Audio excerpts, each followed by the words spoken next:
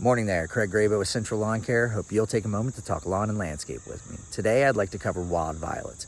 It's a pesky broadleaf weed that exists in our established lawns and landscapes. So when I say established, I'm thinking of neighborhoods that might be 50 years in age or older. It's not typically going to exist in your newer landscapes or your newer subdivisions, which you might be thinking of 30 years or younger. So let's go ahead and I'm going to show you the weed. I got plenty of it in my backyard because we don't treat and we live in a very old neighborhood. My house was built in 39, so it's been around for quite some time. So let's take a look at this and you'll see it's got this kind of curly, deep green, waxy leaf on it.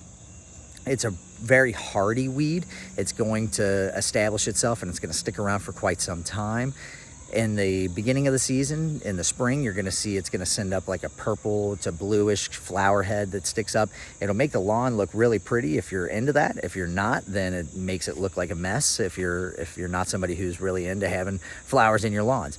Either way, it's a difficult weed to get rid of. Most of your lawn products that will take care of weeds in your lawn but not kill your grass aren't going to take care of it, so you have to take different approaches to it. The number one way to take care of it, and the way that we kind of take care of it, is we go ahead and we wait until we get to cooler times, so near the fall when we're getting ready to do some of our seed work, and we're going to use some form of herbicide to take care of it. So it's either going to be a glyphosate product or we're going to go ahead and we're going to use a vinegar product. It just kind of depends on the approach.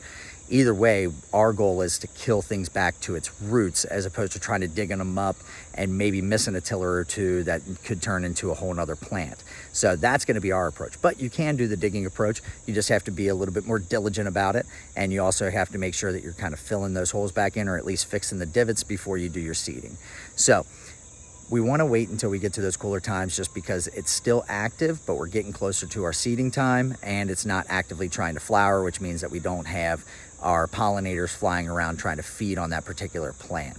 So that's the approach that we take when we're trying to take care of wild violet. The other thing is be persistent. The same thing that we discussed with nutsedge is the same thing with a lot of these sort of weeds that are just very hard to take care of. So you're going to do some this year, you're going to kill some off, you're going to go ahead and do some seeding, you're going to have great success. But next year, as you see a little plant pop up, go ahead and take care of it. Take care of it quicker than anything else. So you might say, well, he said to do it in the cooler time of the season.